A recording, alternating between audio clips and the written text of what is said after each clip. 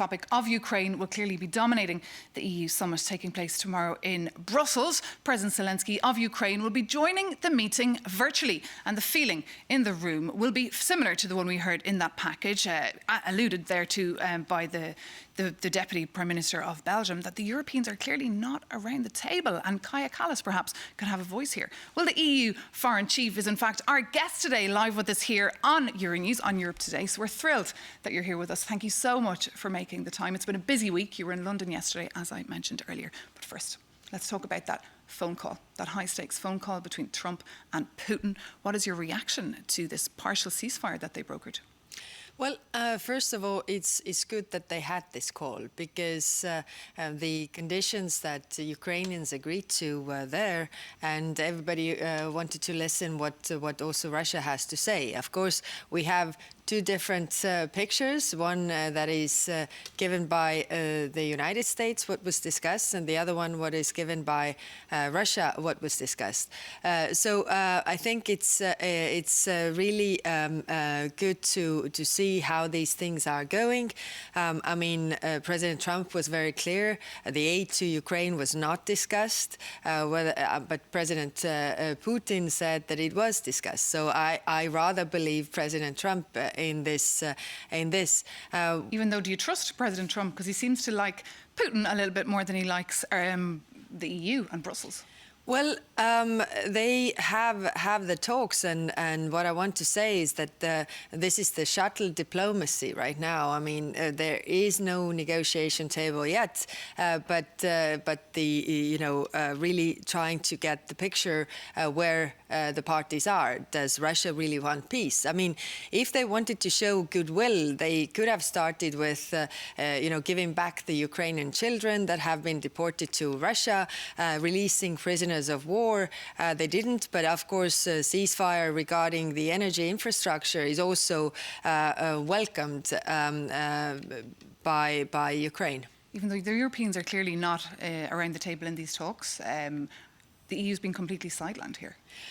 No, that is not true. I mean, there is no table where Russia and Ukraine are sitting right now. It's a shuttle diplomacy. I mean, U.S. is talking to Europeans, U.S. is talking to the Russians, U.S. is talking to the Ukrainians. Of course, any deal to really work, you need the Europeans to be around the table and agree to the deal, because the implementation of the deal has to be in the hands of Europe. And for that, you need the phone line to work between Brussels and DC. And you need not to be snubbed when you go to DC and you think that you might be meeting Marco Rubio, the Secretary of State, but he doesn't have time. This is a problem. Well, we had the G7 meeting last week, where we had plenty of opportunities to talk about different issues, also with Marco Rubio. So I don't see any wedge there. And of course, Russia really wants to see US and Europe divided, because then they are much stronger. If we are divided, let's not give them that. And you're presenting a feeler paper today on how to support Ukraine in defence. Is this your way of kind of preparing the continent for war? Well, we have to prepare so that we would, be able to deter this happening. I think the strongest we are, or the stronger we are, the less likely the war is. There is, this conflict there. We need to do more for our defense. We have been discussing this for a long time. We also need to do more for Ukraine, so that, the stronger they are on the battlefield, the stronger they are behind the negotiation table, and they must be strong enough to be able to say no to a bad deal. But what's the price you would pay for the ceasefire? Would you stop sending weapons to Ukraine?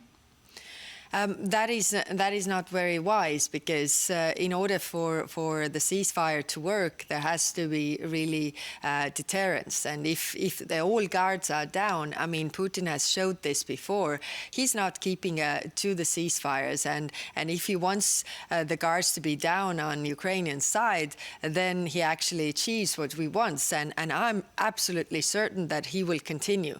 Putin is investing more than 9% of his GDP on military. He will want to use it again unless we are very strong and united on our side and making all the steps necessary that it would be too costly for him to take up this war.